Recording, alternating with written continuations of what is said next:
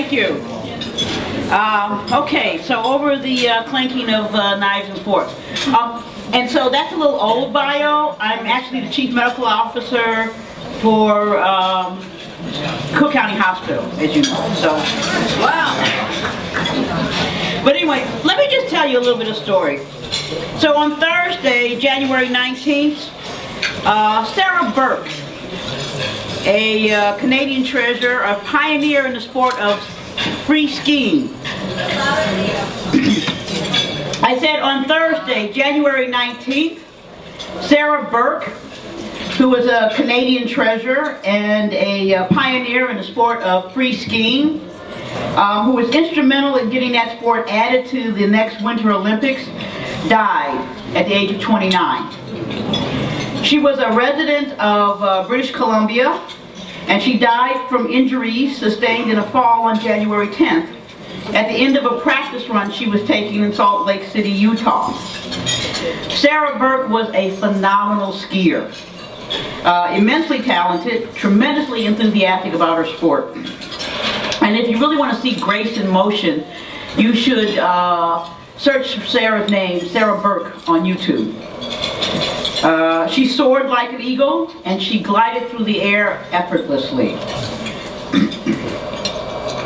Immediately following her death, her young husband and parents were presented a bill for $550,000. While she's a Canadian and has cradle-to-grave coverage with Canadian Medicare, she did not have coverage for this accident which occurred in the United States.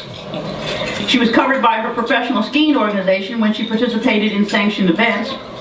However, her training run in Salt Lake City was not part of a sanctioned event. Now, it is true the Canadians were stunned by her bill that she'd racked up after a 10-day ICU stay. However, they were shocked to learn how much you were billed depends on your insurance status. They were even more appalled to discover that being uninsured would result in being charged more for health care than if you were insured. Now, Sarah's friends took to the internet, and they've already raised over $294,000 toward her outstanding bills. Unfortunately, most of the 50 million people who are uninsured in the United States aren't lucky enough to have a following to raise money to pay their medical bills. Which brings me to why I'm here today. I'd like to do 5 things this evening, although my English teacher husband tells me I should never try to do more than 3. But I never play by the rules anyway. So here it goes. 1, I want to tell you what I do. 2, I want to tell you why I do what I do. 3, I want to tell you what Barack Obama did. 4, I want to tell you why you must do what I do. And 5, I want to tell you how you can do it. So what I do. So I am the Chief Medical Officer of John H. Stroger Jr. Hospital of Cook County, or as most people outside of Chicago know it, Cook County Hospital. We are unusual among public hospitals that remain in the United States today, because many more are closing, because we still take care of everyone who comes to our door, regardless of their ability to pay. That's why I love my job. And that means last year, 80% of the outpatients we saw were uninsured. 56% of the patients we admitted were uninsured. And that is because almost a quarter of those we admitted, we were able to get insurance for once they were in the hospital, and we had the chance to apply for coverage on their behalf. So over the years, I've spoken a lot about health care, and I usually speak about my patients. Michael, you may remember at the Democratic Convention in 2008, I talked about my patient who was a hairdresser, who had no insurance. When she found a lump in her breast, she was afraid to come to the hospital. When her daughter finally brought her, both of her breasts were rock hard with tumor, and tumor had begun to drain from one of the breasts. I've talked about my patient Camille, who had breast cancer and was cared for at the University of Chicago, where she got excellent care. A couple of years later, when she lost her job and began to have problems, her surgical oncologist would not return her phone calls, and her oncologist told her that she couldn't see her anymore without insurance. I've talked about my 63-year-old patient, Delois, who needed a hip replacement because her joint had been destroyed by arthritis, and she had bone grinding on bone. At County, we don't do joint replacements because we can't afford the prosthetics, the artificial joints. All we can do is give those patients pain medication, try to get them disability coverage so they can go somewhere else, or wait for them to turn 65. And then there's my patient Joan, who after a career as a bookkeeper thought she could contribute more to society by teaching music to children. She was frugal with her funds, purchased a small studio, some instruments. She pays her instructors, most of them part-time. It means most of the instructors are musicians or school teachers, and their free time coincides with when there is the most demand for lessons. For years, Joan has been able to provide affordable lessons to students and sometimes free instruments for students who couldn't afford them. She never made much money, but it gives her great joy to bring music to children. In the last 3 years, the number of parents bringing their children for lessons has decreased, the expenses of the studio have increased, and Joan has struggled to make ends meet. For years I've managed her blood pressure, and that has been a cost saving because at County, in the Cook County Health and Hospital System, we charge patients based on their ability to pay. That means the majority of our patients pay nothing. So last winter, when she fell from her bicycle in Chicago snow and she broke her ankle, there was no one to raise money to pay for the surgery she would need to put that ankle back together. With the broken ankle, she couldn't even climb the stairs to her second-floor studio. Joan did the only thing she knew she could do. She dragged herself with her broken ankle to our emergency room where she knew she would be treated with dignity and respect. Surgery was successful, and she knew she would not receive a bigger bill because she was uninsured. She has not traded her bike for a car. She splurged on a three-wheeler instead. So what I do is advocate for the 50 million uninsured in this country who seek nothing more than health care justice. Yes, I personally take care of the Svetlanas, the Doloreses, the Camilles, and the Jones who come to our doors, but in my spare time, I fight for social justice. Why do I do what I do? Martin Luther King said, "The time is always right to do what's right." Well, it's not right to punish people who don't have health insurance. We live in one of the wealthiest, most powerful nations in the world. We have no problem marching all over this world telling developing nations how they should treat their citizens, and yet we don't have the common decency to provide for our own.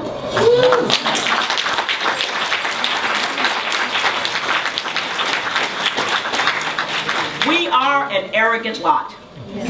We Americans, we always think we know what is best for everyone else, but we refuse to look in the mirror and see the indignity and humiliation that we impose on those who do not have health insurance in this country.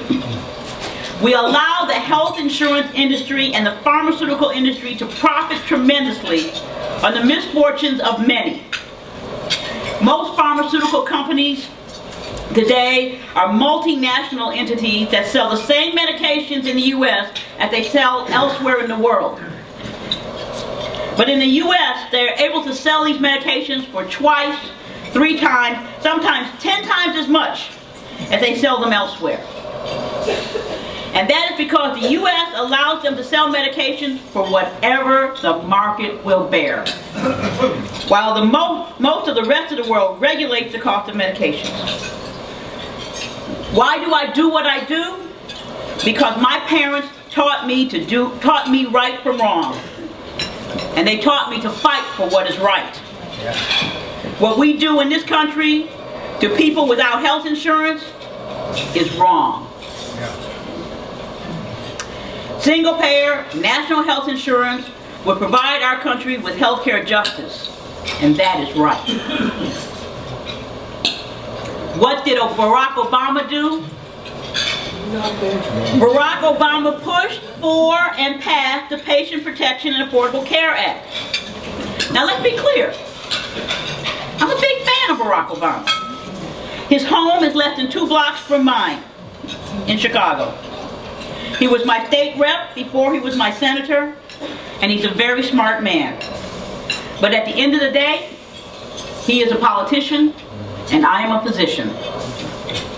I think our values are different. Not right or wrong, just different.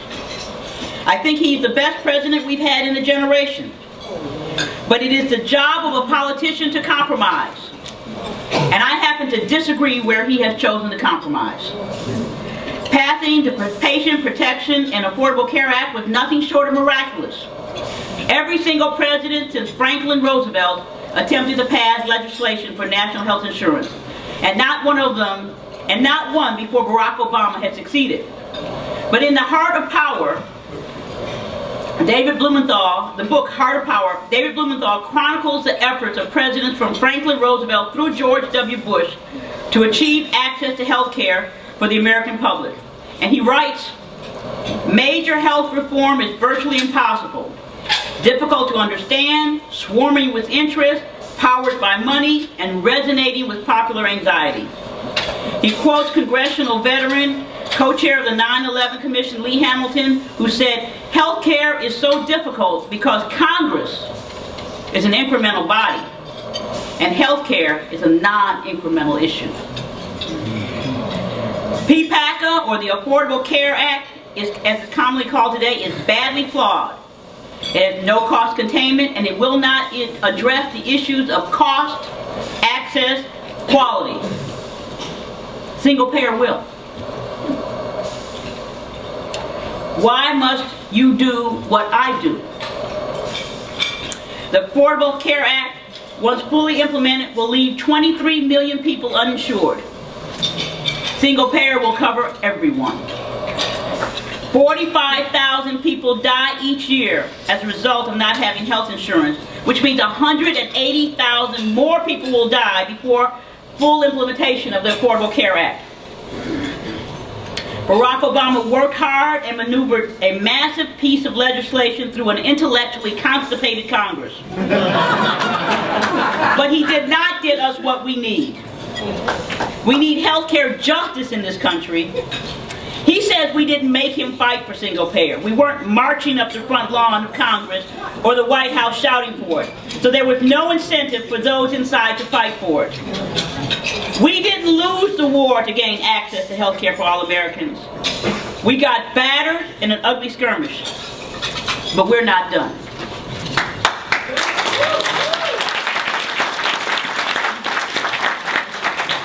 It is time to change our tactics. The opportunity for change is still ahead of us. The Affordable Care Act has not made health care a right. Access to care in this country is a profit center controlled by the insurance industry. We pay them to limit our access to care. We spend more per capita on health care than any country in the world. More than $7,500 per person, and yet we are ranked only 37th in the world by the World Health Organization for the care that we provide. What we have done now is required everyone to purchase insurance. Those who can't afford it we required the states to either cover them under Medicaid or provide supplements so they can purchase private insurance. This is an industry that has a history of profiteering by retroactively denying coverage for people with illnesses. So now we're requiring everyone to buy coverage. And yes, we have told the insurance companies they can't deny coverage to those with illnesses. But my question is, why can't we just pay for the care without having to go through the insurance industry?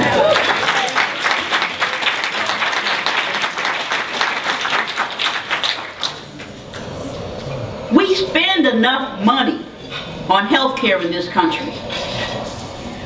We just let too many people who are not involved in providing care take profit from it. This is about justice. Health care should be a right to which everyone is entitled. Remember, we live in the wealthiest country in the world. We spend more on health care than any other country. It is time we got our money's worth. It is time we got the health care we deserve, and not the care the insurance industry is willing to let us have. It is time that we made health care a right and not a privilege. So how can you do it? You have to speak up. You have to speak loudly. You have to make your voices heard. The Affordable Care Act is an opportunity. It is not going to work. You have to remind people there is a simpler and easier solution. People know what they want. They have questions. They will ask, is this the answer? Will this work? Will this solve the problem? The answer is no. The answer is no. The Affordable Care Act didn't go too far. It didn't go far enough. And we can't be afraid to say that. You have to tell the truth. You have to fight for what is right. You can't be afraid to tell our representatives who are under attack from the right that what they have done is not enough. And there are important points on which they cannot compromise. They need us to demand single payer. They need us to make them do it. Being right is not enough. You have to fight, and you have to fight hard to win the hearts and minds of the American public. I keep reminding you that this is an issue of social justice. And issues of social justice require struggle and tenacity, because there are always reactionary forces ready and willing to push back against change. There are always people who benefit from the status quo and will resist change to provide more for the many, and instead want to retain the most for a few. We have to fight that. My father was a labor union organizer, but he loved literature. And he taught me a poem by Langston Hughes that I think applies to our current struggle, called Mother to Son. Well, son, I'll tell you, life for me ain't been no crystal stair. It's had tacks in it, and splinters, and boards torn up, and places with no carpet on the floor, bare. But all the time, I've been climbing on, and reaching landings, and turning corners, and sometimes going in the dark, where there ain't been no light. So boy, don't you turn back. Don't you sit down on the steps because you find it kind of hard. Don't you fall now, for I still going, honey. I still climbing. And life for me ain't been no crystal stair. You are going to spend some time tonight and tomorrow discussing strategy. It's important that that strategy be about getting politicians to do what is right, and not about compromising on the basic principle of single payer, which is everybody in and nobody out. Say it with me. Everybody in, nobody out. Everybody in,